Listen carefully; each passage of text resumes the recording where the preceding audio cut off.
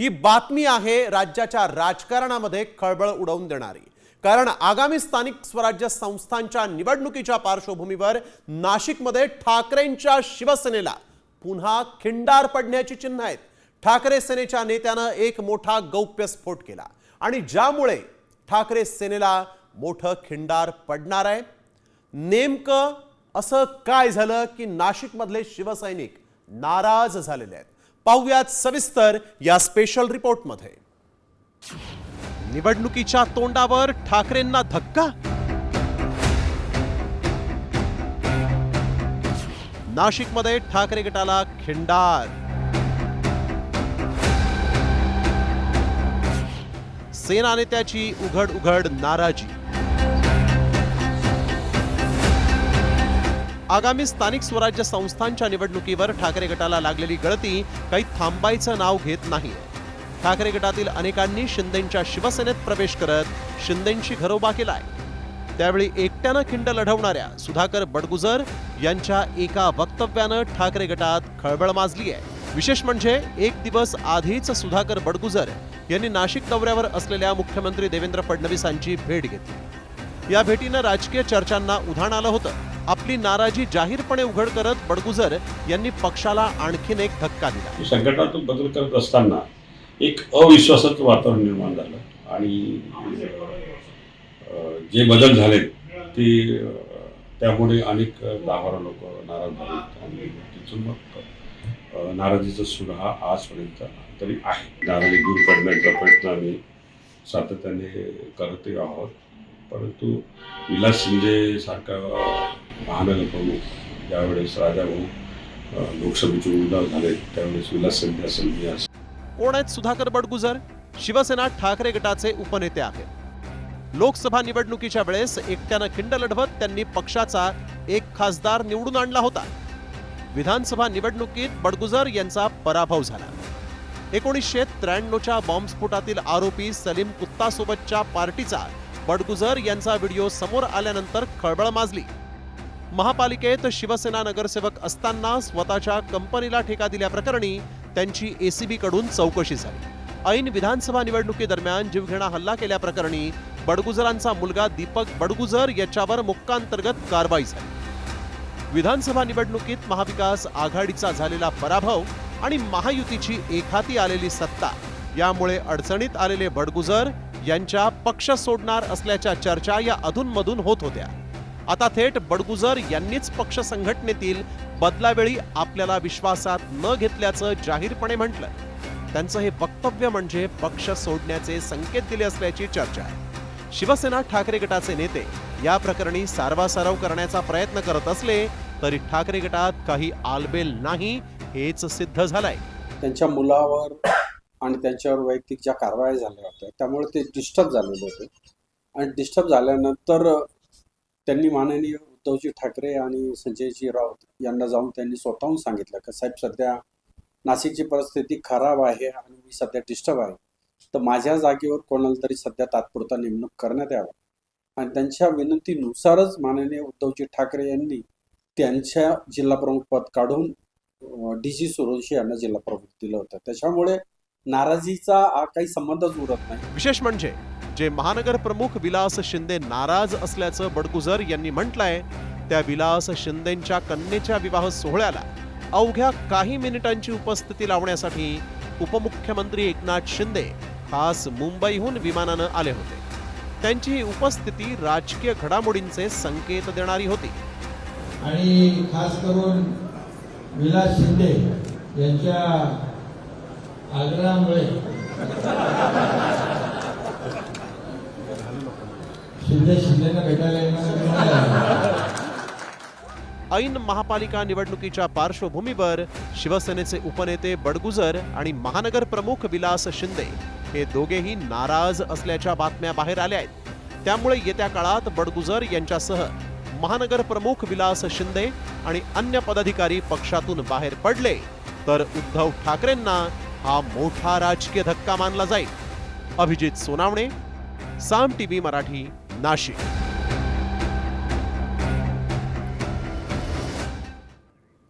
तर बडगुजर यांच्या नाराजीची बातमी आली, ठाकरे गटाला धक्का बसणार असल्याची बातमी आली आणि शिवसेनेचे संजय राऊत आणि गिरीश महाजनांमध्ये चांगलीच जुंपली. संजय राऊतांनी एवढी दलाली आजवर कुणीही केलेली नाही अशा शब्दात महाजनांनी त्यांना प्रत्युत्तर दिलं. तर गिरीश महाजन म्हणजे पक्ष फोडायला नेमलेला दलाल अशी जहरी टीका संजय राऊतांनी केली आणि त्यावर संजय राऊतांच्या दलालीमुळेच शिवसेनेचं नुकसान झालं असं महाजनांनी आरोप करताना म्हटलंय.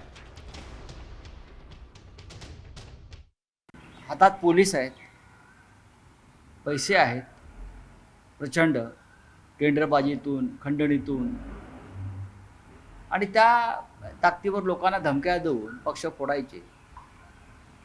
आणि त्यासाठी जे दलाल नेमलेले आहेत भाजपने, त्यातले एक दलाल म्हणजे गिरीश महाजन, पक्ष फोडणे.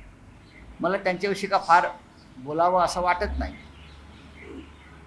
पुढे जाणार पक्ष, ज्या दिवशी आमच्याकडे सत्ता असेल त्या दिवशी पक्ष बदलणारा पहिला माणूस गिरीश महाजन असेल.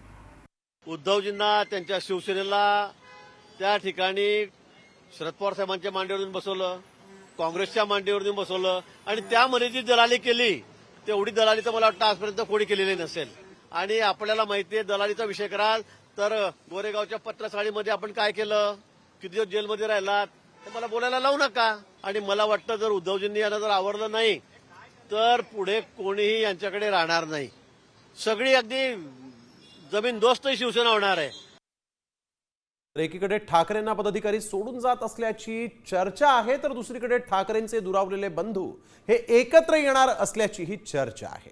महाराष्ट्राच्या राजकारणात सर्वात जास्त चर्चेत राहिलेला प्रश्न ठाकरे बंधू कधी एकत्र येणार, आणि त्यात आता ठाकरे गटाच्या नेत्यानं पुन्हा राज ठाकरे आणि उद्धव ठाकरेंच्या युतीवर भाष्य केलं. आता या स्वप्नवत वाटणारे युतीचं काय होणार पाहूयात या स्पेशल रिपोर्टमध्ये. ठाकरे खरंच एकत्र येणार?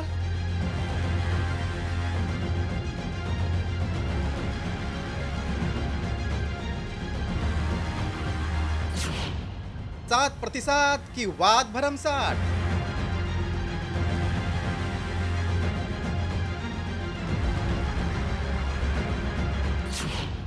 ठाकरे बंधूंची युती का रखडली?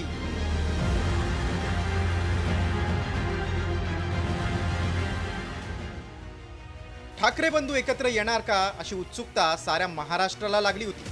मात्र राज ठाकरेंनी आपल्या पदाधिकाऱ्यांना कोणत्याही युती आघाडीच्या भरवशावर राहू नका असे आदेश दिले. त्यामुळे युतीच्या चर्चेला ब्रेक लागला असला तरी अधूनमधून या चर्चेला उधाण येतच असतं. त्यात आता ठाकरे गटाचे आमदार सुनील प्रभू यांनी ठाकरे बंधूंनी एकत्र यावं अशी इच्छा व्यक्त केली. की आमची तर प्रामाणिक इच्छा आहे की दोन्ही बंधू एकत्र यावे आणि महाराष्ट्राच्या मनातील प्रत्येक मराठी माणसाची पण इच्छा अशी आहे की दोन्ही बंधूंनी एकत्र यावं. आणि मला असं वाटतं जे मनात महाराष्ट्राच्या आहे त्या भविष्यात होईल असं चांगला पॉझिटिव्हली विचार आमच्यामध्ये पण आहे. ठाकरे बंधू परदेश दौऱ्यावरून परतल्यानंतर युतीबाबत काही ठोस चर्चा होईल अशी शक्यता वर्तवली जात होती.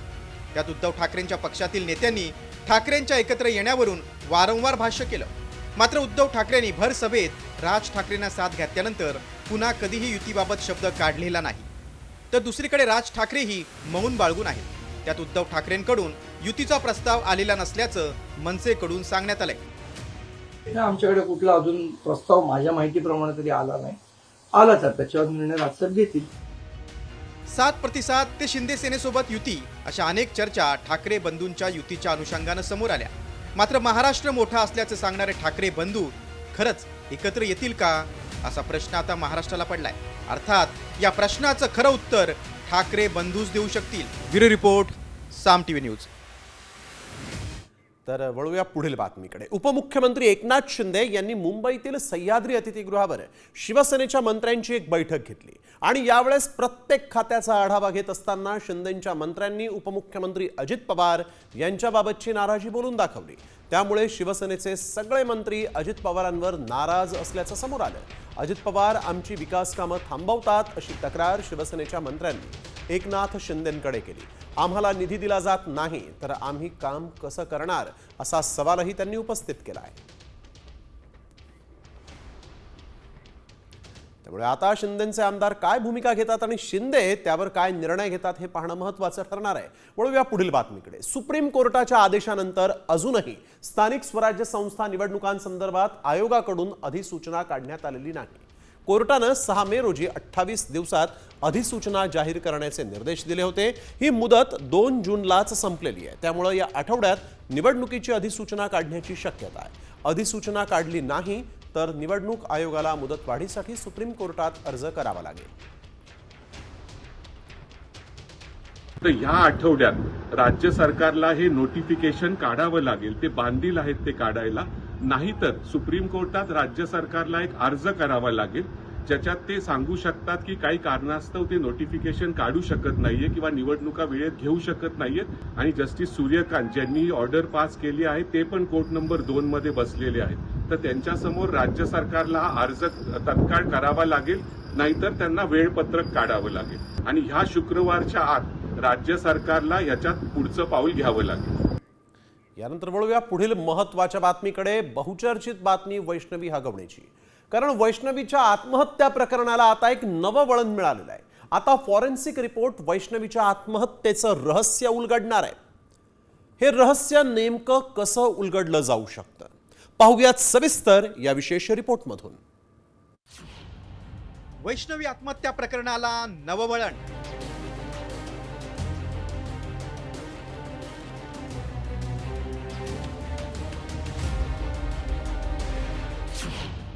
वैष्णवीची हत्या की आत्महत्या?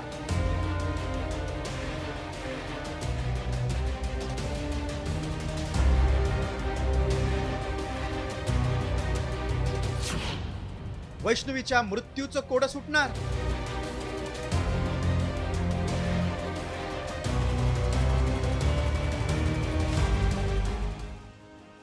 महाराष्ट्राला हादरून टाकणाऱ्या वैष्णवी हगवणे मृत्यू प्रकरणाच्या तपासाला आता वेग आलाय. ज्या घरातल्या पंखाला तिने गळफास लावून घेतला त्या पंख्यामुळेच आता तिच्या मृत्यूचं खरं कारण समोर येणार आहे. 71 किलोचं वजन पंखा पेलू शकतो का, यावरून आता तपासणी सुरू झाली आहे. तो पंखा आणि वैष्णवीची साडी फॉरेन्सिक तपासासाठी पाठवण्यात येणार आहे. हा तपासणी अहवालच ही आत्महत्या होती की हत्या याचं कोडं सोडवेल. पंखा 71 किलो वजन पेलू शकतो का याची तपासणी होणार आहे. निलेश चव्हाणच्या लॅपटॉप आणि मोबाईलचीही तपासणी होणार आहे. लॅपटॉपमध्ये व्हिडिओ क्लिप असण्याची शक्यता आहे. वैष्णवीवर अनन्वित अत्याचार करून जीवे मारल्याचा आरोप याआधीही करण्यात आलाय. वैष्णवीच्या मृत्यूनंतर तुम्ही 2 कोटी दिले नाहीत म्हणून तुमच्या मुलीला मारल्याचं वक्तव्य शशांकनं थेट वैष्णवीच्या वडिलांसमोरच केलं होतं. वैष्णवीच्या शरीरावरील जखमा पाहता तिला बेदम मारहाण करून तिची हत्या झाल्याची शक्यता वर्तवण्यात येते. त्यामुळे 8 महिन्याच्या बाळाची आई असलेल्या वैष्णवीच्या मृत्यूमागचं खरं कारण समोर येईल. वैष्णवीची आत्महत्या नसून हत्या असल्याचा दावा वारंवार कसपटे कुटुंबियांकडून केला जातोय. अशात वैष्णवीचं पोस्टमॉर्टम ज्या ससून हॉस्पिटलमध्ये झालंय त्या ससूनचा इतिहासही जगजाहीर आहे. त्यामुळे फॉरेन्सिक अहवालात नेमकं काय समोर येतंय ते पाहणं महत्त्वाचं ठरेल. ब्युरो रिपोर्ट, साम टीव्ही न्यूज. तर वैष्णवीचे खरे मारेकरी कोण हे लवकरच स्पष्ट होणार आहे. परंतु वैष्णवी हगवणे मृत्यू प्रकरणानंतर महिला आयोगाच्या विरोधात संतापाची लाट उसळली होती आणि त्यात आता महिला आयोगाच्या अध्यक्षांनी राजीनामा द्यावा अशी मागणी विरोधकांनी केलेली आहे. चाकणकर यांच्या विरोधातील नाराजी नाट्य पाहूयात सविस्तर या विशेष रिपोर्टमध्ये.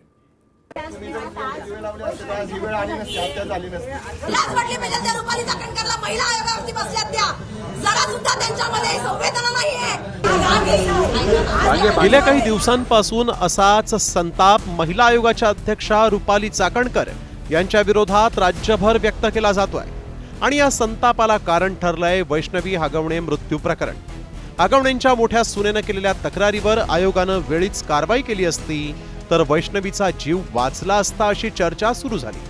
ही चर्चा एवढ्या मोठ्या प्रमाणात वाढली की महिला आयोगासंदर्भात उपसभापतींना एक बैठक बोलवावी लागली. या बैठकीत मवियाच्या महिला नेत्यांनी अत्यंत आक्रमकपणे महिला आयोगाच्या अध्यक्षा रुपाली चाकणकर यांच्या राजीनाम्याची मागणी केली आहे. जो महिला आयोगाला अध्यक्ष म्हणून वेळ देऊ शकेल अशा व्यक्तीची तिथे निवड करण्यात यावी ही देखील आम्ही मागणी केली. कारण आजच्या ज्या अध्यक्ष आहेत त्या पूर्ण वेळ देऊ शकत नाहीयेत. तेही त्यांनी मान्य केलं की ज्या अशा व्यक्तीची तिथे निवड करण्यात यावी जो अनबायस असेल. आम्ही अशा अनबायस व्यक्तीचीच तिथे निवड करण्यात यावी ही देखील आम्ही मागणी केली. चाकणकर कोण आहेत? चाकणकर रश्मिका मंदाना आहेत का? कोण आहेत चाकणकर की त्यांच्यावर बोलल्यावर प्रसिद्धी वगैरे मिळते? ज्या पार्टी कार्यालयातनं जनता दरबार भरवतील अशा महिला काही त्याच्यात काम करू शकत नाहीत. विशेषतः ज्यांना कायद्याचा परिघ माहीत आहे अशा महिला असाव्यात त्या. कारण ज्या आत्ता विद्यमान अध्यक्ष आहेत त्या कुठल्याही कायद्याची पदवी घेतलेल्या किंवा कायद्याचा अभ्यास केलेला नाहीत. महिला आयोगाच्या कार्यपद्धतीबाबत सर्व स्तरातून नाराजी व्यक्त करण्यात येते. विधान परिषदेच्या उपसभापती नीलम गोऱ्हेंनी मात्र आयोगाच्या अध्यक्षा रुपाली चाकणकर यांची पाठराखणच केली आहे. दररोजच्या राजीनाम्याची कारणं दररोज सूर्य उगवला की वेगवेगळे येतात आहेत, सूर्य मावळलं की कारण मावळतंय. त्याच्यामुळे एकदा त्यांनी बसून एकत्रित व्यवस्थित चर्चा करावी की आपले कोणत्या मुद्द्यावरती आज मला खरं तर राजकीय उत्तर द्यायचं नव्हतं, परंतु जनतेने ज्यांना खुर्चीवरून बाहेर काढून टाकलेलं आहे आणि जनतेच्या मधल्या लाडक्या बहिणींनी प्रचंड मोठ्या प्रमाणामध्ये महायुतीला मतदान केलेलं आहे, त्या पार्श्वभूमीवरती आमच्यावरती जी महिलांनी जबाबदारी टाकली आहे त्याच्यामध्ये राज्य महिला आयोगाच्या तर्फे न्याय द्यायचं आमचं काम आहे. लोकशाहीमध्ये त्यांनी पंतप्रधानांकडे जायचं का राज्यपालांकडे जायचं हा त्यांचा प्रश्न आहे. एकीकडे वैष्णवी हागवणे प्रकरणावरून आयोगावर टीका होत असताना दुसरीकडे बीडमध्ये शेकडो महिलांनी ऊसतोड मजुरीवर जाण्याआधी स्वतःची गर्भपिशवी काढून टाकल्याचा धक्कादायक प्रकार समोर आलाय. त्यामुळे काँग्रेस नेत्या यशोमती ठाकूर यांनी संताप व्यक्त केलाय. ऊस तोड कामगारांचा हा खूप मोठा विषय आहे आणि हा सातत्याने त्याच्याकडे लक्ष केंद्रित करण्याची गरज आहे. त्याच्यामध्ये स्पेशल हिअरिंग्ज झाले पाहिजे. त्याच्यामध्ये का बरं असं, म्हणजे असं काय होतं तिथं की इतक्या महिलांचे गर्भाशय काढून टाकलेले आहेत. हे अतिशय शॉकिंग आणि एक चटका देणारी ही बातमी आहे की 800 महिलांच्या गर्भपिशव्या काढल्या आणि महिला आयोग काय झोपलायत. राज्यातील महिलांच्या समस्या सोडवण्यासाठी महिला आयोगाची स्थापना करण्यात आली, पण आयोगातील रिक्त पदसंख्या, वाढता घरगुती हिंसाचार, वैष्णवी हागवणेसारख्या प्रकरणातील बोटछेपी भूमिका अशा प्रकरणांमुळे महिला आयोगच एक समस्या बनलाय. महिला आयोग खरंच यापुढे तरी महिलांच्या समस्यांबाबत जागरूक राहणार की पुन्हा पोलिसांकडे बोट दाखवत आपला बचाव करत राहणार हा प्रश्न आहे. ब्युरो रिपोर्ट, साम टीव्ही न्यूज. तर यानंतर तरी महिला आयोग कशा पद्धतीनं काम करतं यावर आता महाराष्ट्राची नजर आहे असं म्हटलं तरी चुकीचं ठरणार नाही. वळूया पुढील बातमीकडे. माजी मंत्री धनंजय मुंडेंवर करण्यात आलेल्या आरोपांबाबत अंजली दमानिया यांची आता चौकशी होणार आहे. धनंजय मुंडे हे कृषी मंत्री असताना त्यांनी कोट्यवधी रुपयांचा घोटाळा केला होता असा आरोप दमानियांनी केला होता आणि या संदर्भात त्यांनी एसीबीला एक पत्र लिहिलं होतं. त्यावर आता एसीबीनं पत्र पाठवत चौकशीला उपस्थित राहण्याबाबत सांगितलेलं आहे. 4 जून रोजी एसीबीच्या कार्यालयामध्ये जाणार असल्याचं दमानियांनी सांगितलेलं आहे.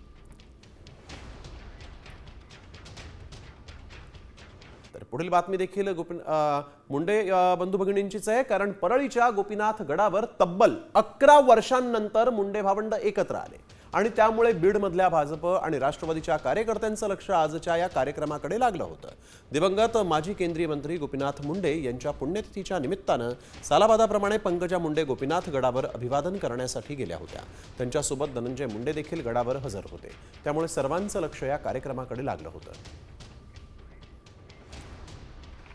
धनुभाऊला विचारलं, ते म्हणले मला आज बोलायचं नाही, माझी प्रकृती ठीक नाही आहे, तूच माझ्या वतीने बोल.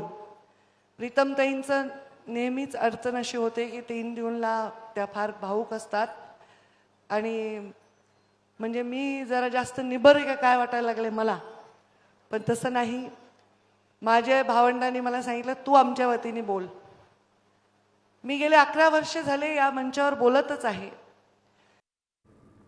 यानंतर बातमी महत्त्वाची आहे, कारण आषाढी वारीवर आता कोरोनाचं संकट हे आणखीन गडद होत चाललंय. माळशिरसच्या वेळापुरात कोरोनाचा एक नवा रुग्ण आढळून आला आणि त्यामुळे माळशिरस तालुक्यात कोरोना रुग्णांची संख्या 4 इतकी झाली. आषाढीच्या तोंडावर कोरोना रुग्णसंख्या वाढू लागल्यामुळे चिंता व्यक्त होतीये. त्यामुळे नागरिकांना काळजी घेण्याचं आवाहन जिल्हा प्रशासनाकडून करण्यात आलेलं आहे.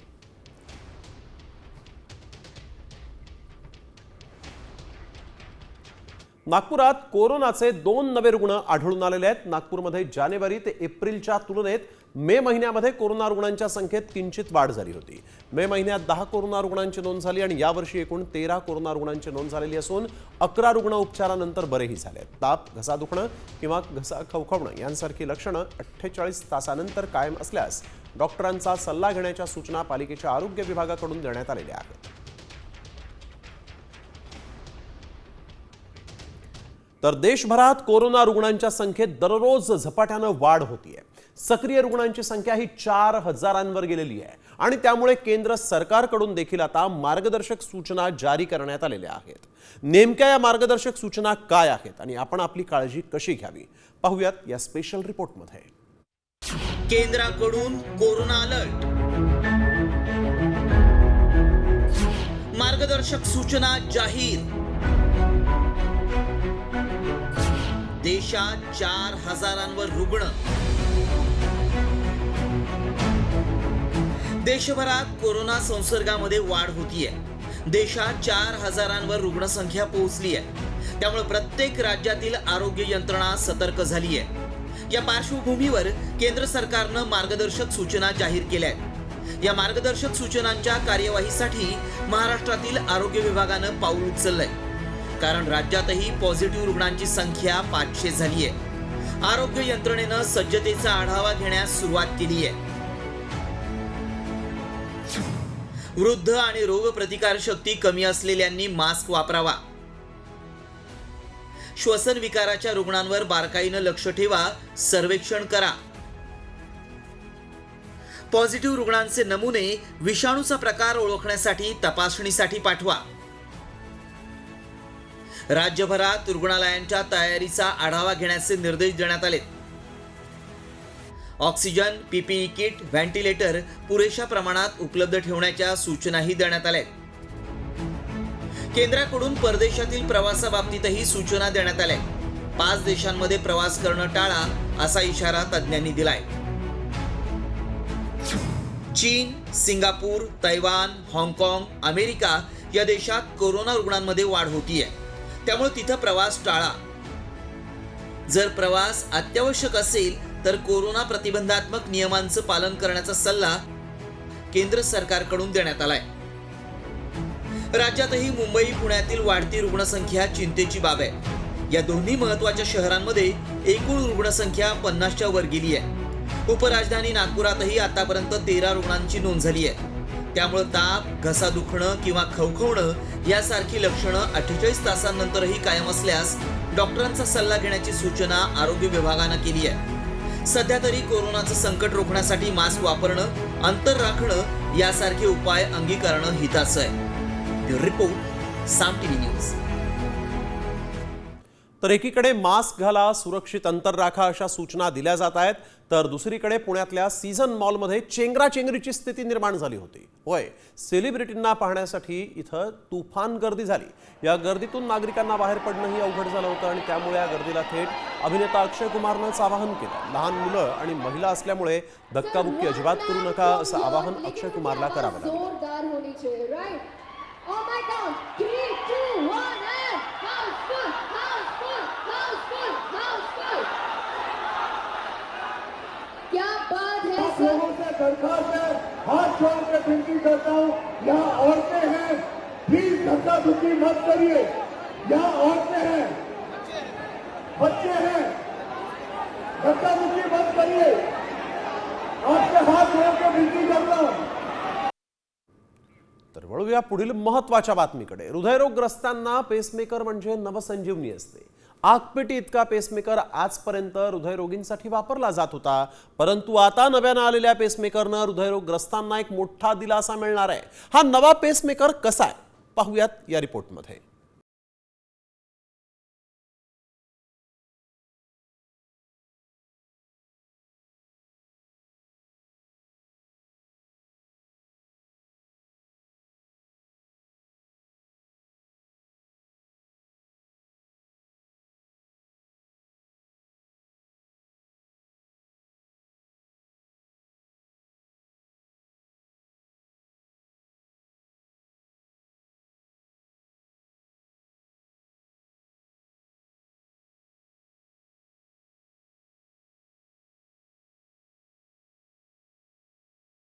झपाट्यानं वाढ होतीये. मात्र आता हृदयविकारावर चुटकीसरशी उपचार करता येणं शक्य होणार आहे. चक्क तांदळाच्या दाण्या एवढा पेसमेकर हृदयविकाराची समस्या क्षणार्धात सोडवणार आहे.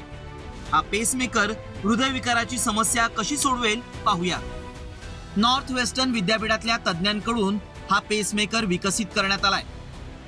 पेसमेकरचा आकार तांदळाच्या दाण्या एवढा आहे. शस्त्रक्रियेशिवाय सहजपणे शरीरात इंजेक्ट करता येतो. जन्मजात हृदयदोषग्रस्त नवजात बालकांसाठी अतिशय उपयुक्त आहे. हृदयाचे ठोके अनियमित असणाऱ्या रुग्णांसाठी फायदेशीर आहे. पेसमेकरद्वारे हृदयाचे ठोके नियंत्रित करता येतात. 5 ते 7 आठवड्यात पेसमेकर शरीरात पूर्णपणे विरघळणार. हा पेसमेकर काढण्यासाठी शस्त्रक्रियेची गरज लागत नाही. विशेष म्हणजे या लहान पेसमेकरला बॅटरीने नाही तर शरीरातल्या द्रव पदार्थांच्या माध्यमातून ऊर्जा मिळते. त्यामुळे हृदयरोग तज्ज्ञांनीही याबद्दल सकारात्मकता दर्शवली आहे. रुटीन पेसमेकर जे असतात त्याच्यामध्ये आपल्याला ही साईजची पेसमेकर असते. आपण चेस्टच्या वरच्या बाजूला क्लॅव्हिकलच्या बाजूला तिथे सर्जरी करतो आणि असे पेसमेकर ठेवले जातात आणि ह्याचं कनेक्शन आपण वेनमधनं हार्टला देत असतो. आता नवीन एक शोध आला, एकदम राईसच्या साईजचा पेसमेकर आलेला आहे आणि हा टेम्पररी पेसमेकर आहे, म्हणजे काही काळासाठी. सध्या तर हे रिसर्च मॉलिक्युल आहे, रिसर्च हे आहे. हृदयरोग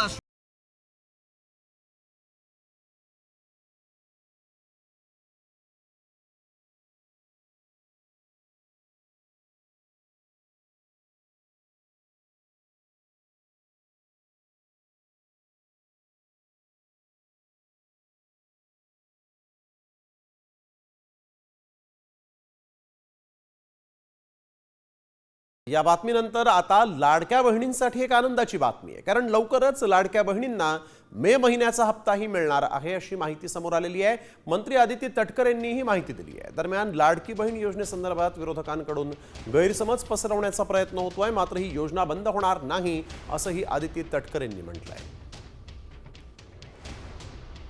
लवकरच लाडक्या बहिणीचा मे महिन्याचा हप्ता हा लाडक्या बहिणींच्या थेट खात्यामध्ये वितरित केला जाईल.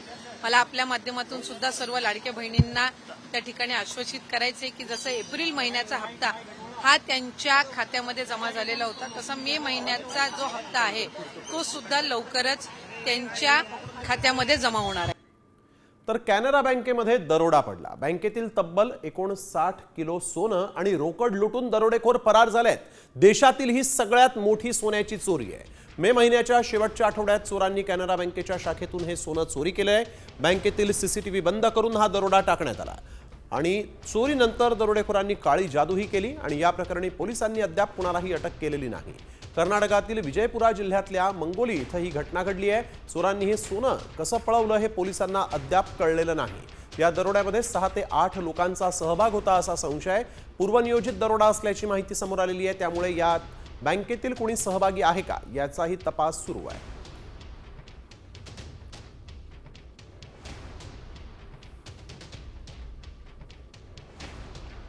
बँकेतील 59 किलो सोनं आणि रोकड लुटण्यात आलेली आहे. मे महिन्याच्या शेवटच्या आठवड्यामध्ये कॅनरा बँकेत हा दरोडा पडला. 6 ते 8 दरोडेखोरांनी बँक लुटल्याचा संशय आहे. पूर्वनियोजित दरोडा असल्याची माहिती पोलिसांनी दिली आहे. आणि यानंतर एक महत्त्वाची बातमी. ऑपरेशन सिंदूर संदर्भात संरक्षण दल प्रमुख अनिल चौहान यांनी आणखीन एक मोठं विधान केलंय. युद्धात नुकसान नव्हे परिणाम महत्त्वाचा असतो आणि अतिरेक्यांची तळं उद्ध्वस्त केल्यानंतर 5 मिनिटांनी पाकला कळवलं असं अनिल चौहान यांनी म्हटलंय. तर पाकिस्तानला 8 तासात गुडघे टेकायला भाग पाडल्याचं देखील यावेळेस त्यांनी म्हटलेलं आहे. We had actually hit only terrorist targets, but also into the military domain. From their perspective, it would have been rational in the sense they would have said that you used military means to hit these targets. But it was also rational on their part, operation which they thought they'll continue for 48 hours, folded up in about 8 hours. And on 10th, when they picked up the telephone and said they wanted to talk. वळूया पुढील बातमीकडे. गांधींनी भोपाळमधील जाहीर सभेतून भाजप आणि RSS सह पंतप्रधानांवर जोरदार निशाणा साधला. ट्रम्प यांच्या एका फोनवर मोदी सरेंडर झाले असं म्हणत युद्धबंदीवरून राहुल गांधींनी जोरदार टीका केली आहे. उधर से ट्रंप ने एक इशारा किया, फोन उठाया, कहा मोदी जी क्या कर रहे हो?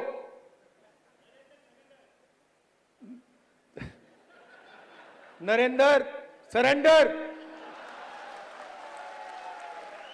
और जी हजूर करके नरेंद्र मोदी जी ने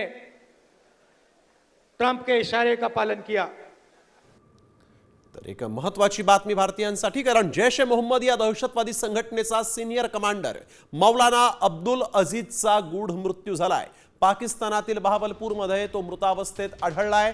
या ठिकाणी जैशचं मुख्यालय देखील आहे। मात्र अब्दुल अजीजचा मृत्यू नेमका कसा झाला हे अजूनही गूढ आहे। दहशतवादी संघटनेशी संबंधित सूत्रांनी दिलेल्या माहितीनुसार हृदयविकाराच्या झटक्यानं त्याचं निधन झालं, पण मृत्यूचं कारण अद्यापही स्पष्ट नाही।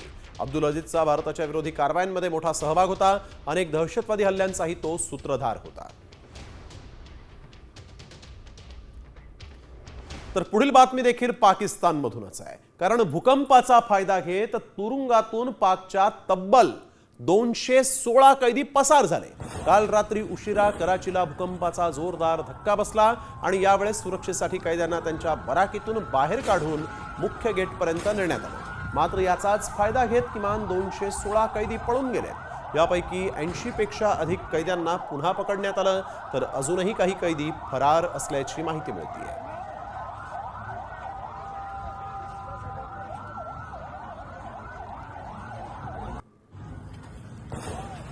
तर आणखीन एक बातमी, बलुचिस्तान आता पाकिस्तानपासून वेगळ्या होण्याच्या उंबरठ्यावर आहे। बलूच लिबरेशन आर्मी पाकिस्तानी सैन्यावर एकावर एक तगडे हल्ले करत असून काही शहरांचा ताबाही बलूच लिबरेशन आर्मीने मिळवला आहे। एकीकडे एलओसीवर सैन्याची तैनाती, दुसरीकडे अफगाणिस्तान सीमेवर युद्धाची स्थिती आणि बलुचिस्तान तसंच सिंध प्रांतातील स्थानिकांचे उठाव यामुळे पाकिस्तानची चहूबाजूनं कोंडी झाली आहे। सैन्य पाठवायचं तर पाठवायचं कुठं अशा संभ्रमात पाकिस्तानचे अधिकारी आणि सत्ताधारी आहेत। अशातच बलुचिस्ताननं ISचा महत्त्वाचा एजंट मारलेला आहे। बलुचिस्तानमधील बंडखोर गट असलेल्या बलूच लिबरेशन आर्मीच्या स्पेशल टॅक्टिकल ऑपरेशन स्क्वॉडनं क्वेटा इथं पाकिस्तानी सैन्याचा एक प्रमुख एजंट बाबुल मोहम्मद हसनी यालाच ठार केलाय। त्याला गाडीसकट यावेळेस बलूच आर्मीनं उडवून दिलाय। यानंतर वळूया पुढील आंतरराष्ट्रीय बातमीकडे। रशिया आणि युक्रेनमधील शांतता चर्चेदरम्यान युद्धबंदीवर कोणताही निर्णय झालेला नाही। मात्र युद्धात मारल्या गेलेल्या 6000 सैनिकांच्या मृतदेहांची देवाणघेवाण करण्यावर एकमत झालंय। दोन्ही देशात तरुण सैनिक आणि गंभीर आजारी कैद्यांच्या सुटकेवरही सहमती झालेली आहे। दोन्ही देशांमधील युद्ध अधिक तीव्र होत असताना कैद्यांच्या देवाणघेवाणीचा हा करार झालेला आहे। युक्रेननं अलीकडेच रशियन एअरबेसवर हल्ला केला आणि त्यांची 40हून अधिक विमानं नष्ट केल्याचंही समोर आलं होतं। आणि यानंतर एक महत्त्वाची बातमी, नवी मुंबई विमानतळाशी मुंबईला लवकरच आता जलमार्गानेही जोडण्यात येणार आहे। होय, दोन्ही शहरांना जोडण्यासाठी वॉटर टॅक्सी सेवा सुरू करण्यात येणार आहे आणि त्यासाठी गरजेच्या ठिकाणी जेटी उभारण्याचा प्रस्ताव जो आहे तो तयार करावा, अशा सूचनाच मत्स्य व्यवसाय आणि बंदर मंत्री नितेश राणे यांनी दिलेली आहे। वॉटर टॅक्सीमुळे मुंबईहून नवी मुंबई विमानतळाला 40 मिनिटात पोहोचणं शक्य होणार आहे। मुंबईला नवी मुंबई विमानतळाशी लवकरच जलमार्गाने जोडण्यात येणार आहे।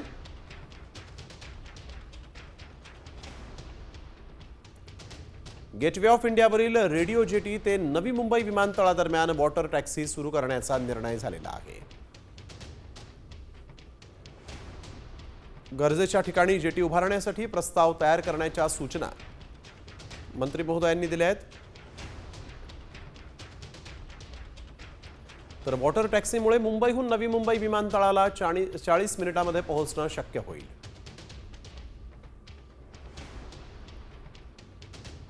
वॉटर टॅक्सीमुळे मुंबईतील वाहतूक कोंडी कमी होण्यास मदत होईल।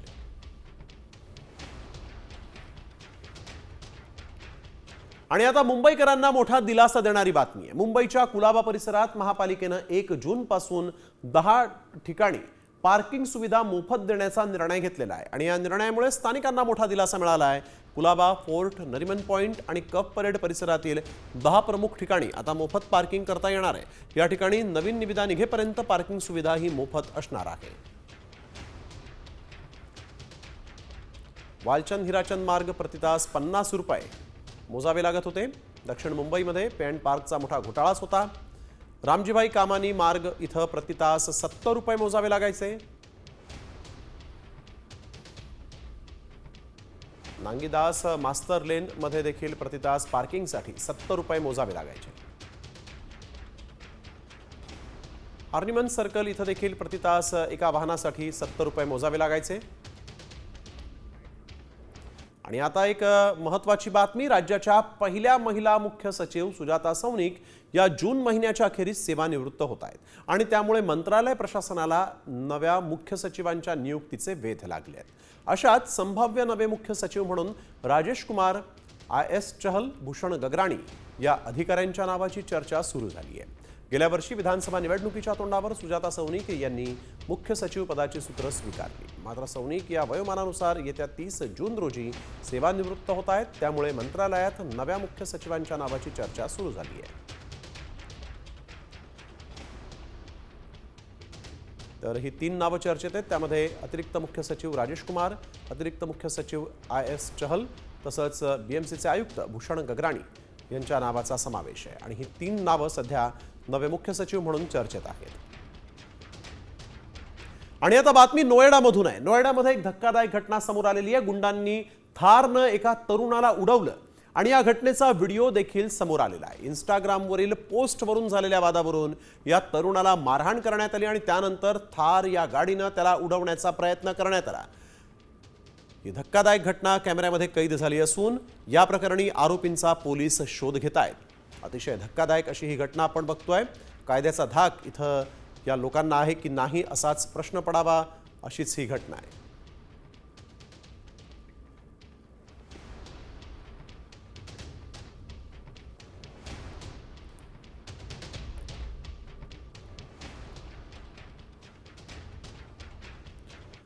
आणि आता मान्सूनची खबरबात. राज्यात पावसानं उघडीप दिली आहे. उन्हाचा चटका आणि उकाड्यातही वाढ झाली आहे.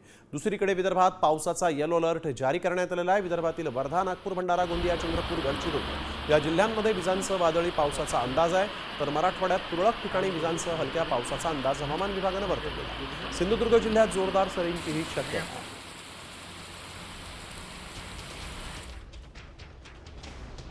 सिंधुदुर्ग, वर्धा, नागपूर, भंडारा, गोंदिया, चंद्रपूर, गडचिरोली या भागामध्ये पावसाचा येलो अलर्ट आहे. आणि आता बातमी साम टीव्हीच्या दणक्याची. जुन्नरमधील पिकांच्या नुकसानीची बातमी साम टीव्हीनं दाखवली होती.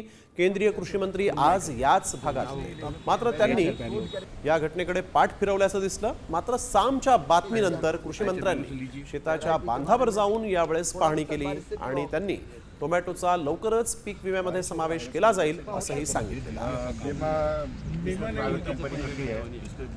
वायरस अटैक के कारण ये फसल बर्बाद हुई है टमाटर की, क्योंकि 35 डिग्री सेंटीग्रेड के ऊपर अगर तापमान जाता है तो ये वैरायटी नहीं टिकती. और बारिश से भी थोड़ा नुकसान हुआ है, लेकिन वायरस से हुआ है ये जो नुकसान दिखाई दे रहा है सब बीमारी के कारण. ये क्लाइमेट चेंज का भी असर है, क्योंकि अब तापमान काफ़ी बढ़ने लगा है. तो साइंटिस्ट हमारे साथ हैं सारे, और DDG हार्टिकल्चर भी मेरे साथ हैं. हम लोग अब ऐसी वैरायटी भी तैयार करेंगे जो ज़्यादा तापमान में भी सर्वाइव कर सके. तर मुसळधार पावसाचा कांद्याच्या पिकालाही मोठा फटका बसला. रांजणगाव, गणपती या परिसरातील शेतकरी कुंडलिक चिखले यांच्या 1 एकरावरील कांदा जो आहे तो पावसानं सडून खराब झाला. कांदा लागवडीसाठी केलेला खर्चही निघणार नाहीये. त्यामुळे शेतकरी आर्थिक अडचणीत सापडले. शेतकऱ्यांनी सरकारकडे नुकसान भरपाईची मागणी केलेली आहे.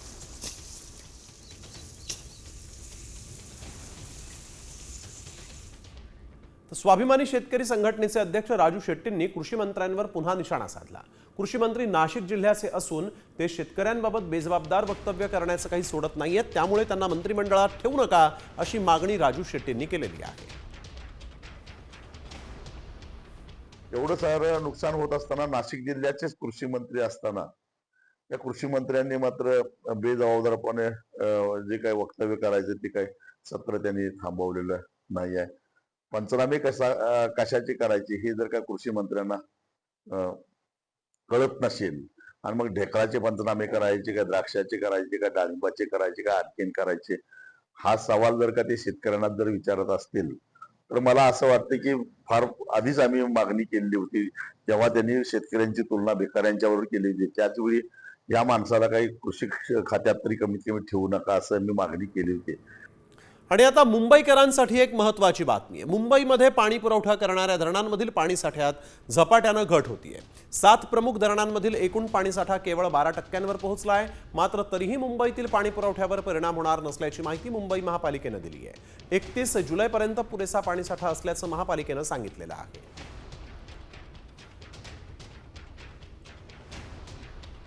अप्पर वैतरणामध्ये 6.37%, मोडकसागरमध्ये 31.18%, तानसामध्ये 12.32% इतका पाणीसाठा शिल्लक आहे.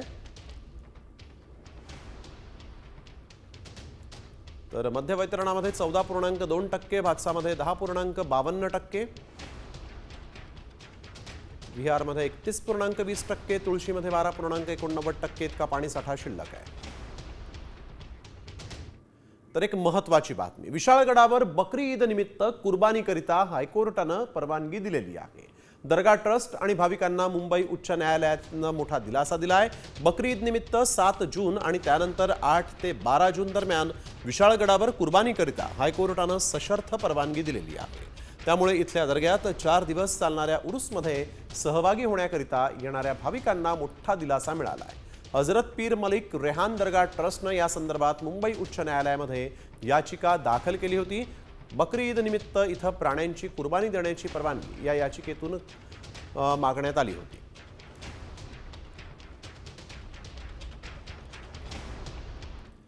तर एक महत्त्वाची बातमी विद्यार्थ्यांसाठी, तर ही अतिशय महत्त्वाची बातमी आहे, कारण आता पायलट होऊन विमान उडवणं सहज शक्य होणार आहे. होय, तुम्ही जे ऐकताय ते अगदी खरं आहे. DGCAनं एक मोठा निर्णय घेतला असून हा निर्णय अनेक विद्यार्थ्यांची स्वप्न पूर्ण करणारा ठरू शकतो. पाहूयात हा एक रिपोर्ट. आता तुम्हीही घ्या आकाशात उंच भरारी.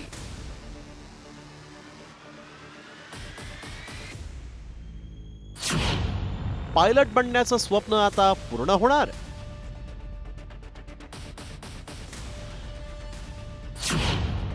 आर्ट्स कॉमर्सचे विद्यार्थीही होणार पायलट. विमान चालवण्याचं, आकाशात उंच भरारी घेण्याचं स्वप्न अनेक जण बघतात. मात्र हे स्वप्न पूर्ण करण्यासाठी 12वी सायन्स शाखेतून शिक्षण घेणं ही महत्त्वाची अट होती, ज्यामुळे आर्ट्स आणि कॉमर्स शाखेतील विद्यार्थी या क्षेत्रापासून वंचित राहायचे. मात्र आता ही परिस्थिती बदलणार आहे. हवाई वाहतुकीचं नियमन करणाऱ्या भारताच्या सर्वोच्च संस्था DGCAनं एक महत्त्वपूर्ण शिफारस केली आहे, ज्यामुळे आता आर्ट्स आणि कॉमर्स शाखेतील विद्यार्थ्यांनाही पायलट होता येणार आहे. पायलट प्रशिक्षण केवळ सायन्स शाखेतील विद्यार्थ्यांसाठीच मर्यादित. इतर शाखेतील विद्यार्थ्यांना ओपन स्कूलिंगद्वारे फिजिक्स, मॅथ्सचे पेपर देऊन पात्रता मिळवावी लागत होती. विज्ञान शाखेची अट रद्द करण्यासाठी DGCAचा नागरी उड्डयन मंत्रालयाला प्रस्ताव.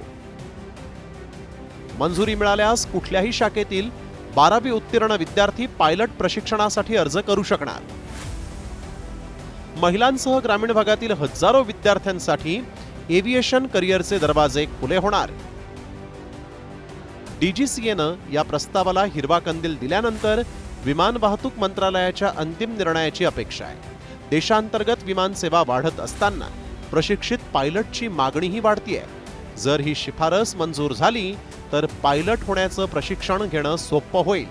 त्यामुळे भारतातील प्रशिक्षित पायलटची वाढती मागणीही पूर्ण होईल आणि अनेकांचं आकाशी विहार करण्याचं स्वप्न पूर्ण होणार आहे.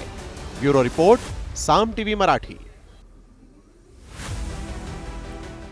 तर एक महत्त्वाची बातमी, 11वी ऑनलाईन प्रवेश प्रक्रियेला आता 5 जूनपर्यंत मुदतवाढ देण्यात आली. 5 जून रोजी दुपारी 2 वाजेपर्यंत ही मुदतवाढ देण्यात आलेली आहे. इनहाऊस कोट्याअंतर्गत खासगी व्यवस्थापनाच्या कनिष्ठ महाविद्यालयामध्ये 10% जागा आरक्षित करण्यात आलेल्या आहेत. त्यामुळे वेबसाईटवर इनहाऊस कोट्यातील शाळांमध्ये बदल करण्यासाठी पालकांना आणि विद्यार्थ्यांना पुरेसा वेळ मिळावा म्हणून शिक्षण संचालनालयानं हा मोठा निर्णय घेतलेला आहे.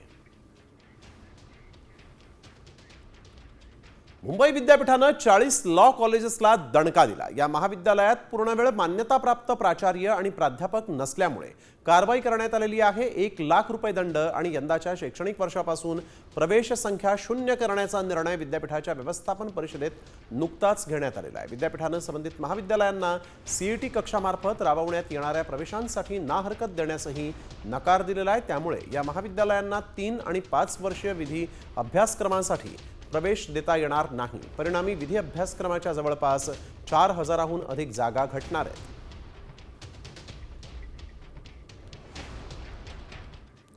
पुण्यातल्या खडकीजवळ एसटीच्या चालकासह कंडक्टरला मारहाण करण्यात आली. मारहाणीचं कारण अजूनही अस्पष्ट आहे. एसटी 43 प्रवासी असताना एसटी थांबवली आणि अहमदपूर ते मुंबई या गाडीतील कंडक्टर आणि ड्रायव्हर यांना मारहाण झाली. हा सगळा राडा मोबाईल कॅमेऱ्यामध्ये कैद करण्यात आलेला आहे.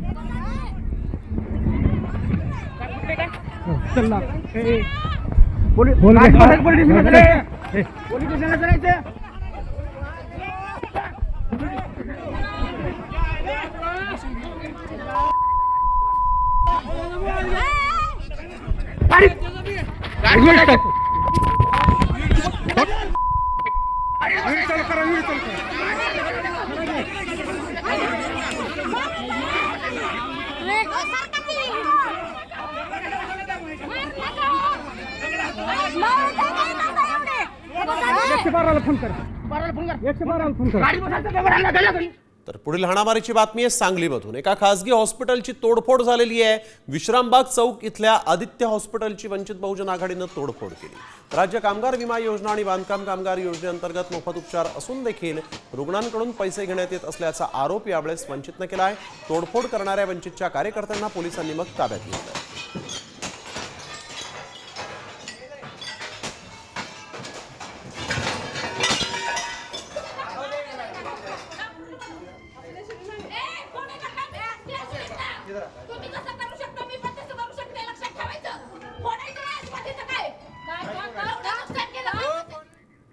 लातूर जिल्ह्यातल्या शिरूर ताजबंद जवळ शेतमोजणीच्या वादातून जोरदार राडा झाला. 6 जणांनी दोघांना बेदम मारहाण केलेली आहे. त्यांच्यावर रुग्णालयामध्ये उपचार सुरू आहेत. शेतजमीन मोजण्याला विरोध करण्यावरून हा सगळा राडा झालेला आहे.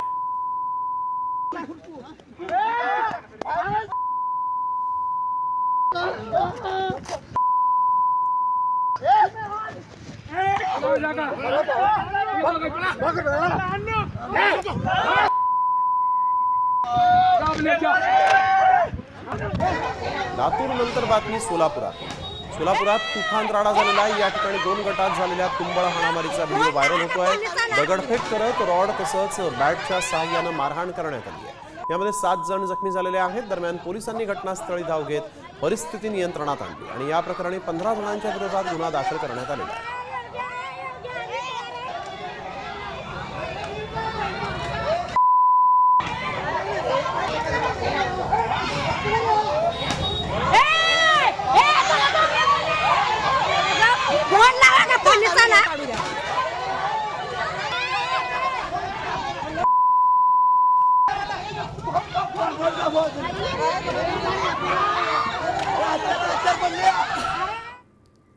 तर एक महत्त्वाची बातमी. वाशीकडून मुंबईकडे जाणाऱ्या उड्डाणपुलाचं उद्घाटन 5 जून रोजी होणार आहे.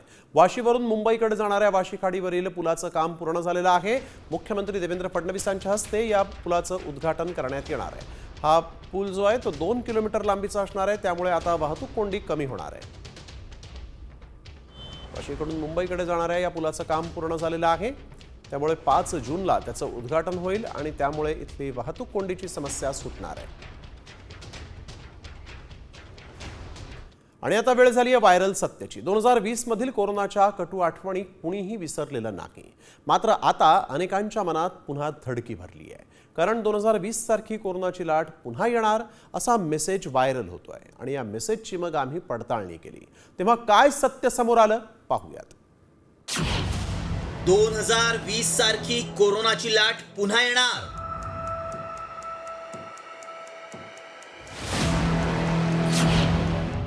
भारतात कोरोनाचा कहर वाढणार.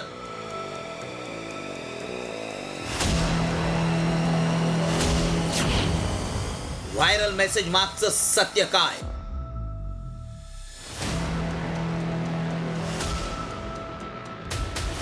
देशात पुन्हा एकदा कोरोनानं डोकं वर काढलंय. कुटुंब कल्याण मंत्रालयानं दिलेल्या आकडेवारीनुसार भारतातल्या कोरोना रुग्णांची संख्या 4,000च्या वर गेली आहे. अशातच भारतात 2020 सारखी कोरोनाची लाट येणार असल्याचा दावा केला जात असल्यामुळं सर्वत्र खळबळ उडाली आहे. व्हायरल मेसेजमध्ये नेमका काय दावा केलाय पाहूयात. भारतात दररोज कोरोना रुग्णांची संख्या वाढतीये. ही रुग्णसंख्या पाहता 2020 सारखी कोरोनाची लाट पुन्हा येण्याची दाट शक्यता आहे. सप्टेंबर 2020 मध्ये कोरोनाच्या पहिल्या लाटेत दररोज 93,000 कोरोना रुग्ण आढळून येत होते. ही पहिली लाट 377 दिवस होती. त्यात 1,08,00,000 रुग्ण आढळून आले. त्यापैकी जवळपास 1.5 लाख लोकांचा मृत्यू झाला. हा मेसेज व्हायरल होत असल्यामुळे सर्वांची चिंता वाढली आहे. खरंच भारतात पुन्हा कोरोनाची लाट येणार का? 2020 सारखी भयानक स्थिती पुन्हा पाहायला मिळेल का? असे सवाल या निमित्तानं उपस्थित होत आहेत. लोकांच्या जीवन मरणाचा प्रश्न असल्यामुळं साम टीव्हीनं या मेसेजची पडताळणी केली. याबाबत तज्ज्ञ अधिक माहिती देऊ शकतात. त्यामुळे आम्ही त्यांना हा मेसेज दाखवला. तेव्हा त्यांनी काय सांगितलं पहा. हे नवीन व्हेरियंट म्हणजे NB 1.8.1 आणि LF7 हे WHO ने व्हेरियंट अंडर मॉनिटरिंग म्हणून त्यांचे वर्गीकरण त्याचं केलेलं आहे. कोरोनाच्या स्पाइक प्रोटीनमध्ये काही बदल झाल्यामुळे हा जो नवीन कोरोना आहे तो जास्त संसर्गजन्य झालेला आहे. 2020 सारखी भीतीदायक लाट येईल असे काही वाटत नाही. सध्या पॉप्युलेशन लेवल इम्युनिटी आलेली आहे असं आपल्याला म्हणावं लागेल. त्यामुळं आमच्या पडताळणीत काय सत्य समोर आलं पाहूयात. भारतात कोरोना रुग्णांची संख्या 4,000च्या वर गेली आहे. केरळ पाठोपाठ महाराष्ट्रातही रुग्णांची संख्या वाढतीये. कोरोना रुग्णांची संख्या वाढत असली तरी 2020 सारखी कोरोनाची लाट येण्याची शक्यता नाही. कोविड SARS-CoV-2 हे विषाणूचे व्हेरियंट आहेत. मात्र विषाणूचा हा व्हेरियंट आता तसा सामान्य आहे. कोरोनाचा विषाणू म्युटेट होत असतो, म्हणजेच त्यात सातत्यानं बदल होत असतात. आता कोरोना व्हायरसला 5 वर्ष झाली आहेत. आता नियमित श्वसन विकारांप्रमाणेच हा विषाणू आहे. त्यामुळे लगेचच घाबरून जाण्याचं कारण नाही. त्यामुळे आमच्या पडताळणीत भारतात 2020 प्रमाणे कोरोनाची लाट येणार हा दावा असत्य ठरलाय. अर्थात कोरोना रुग्णांची वाढती संख्या लक्षात घेता प्रत्येकानं काळजी घेणंही तितकंच गरजेचं आहे. ब्युरो रिपोर्ट, साम टीव्ही न्यूज.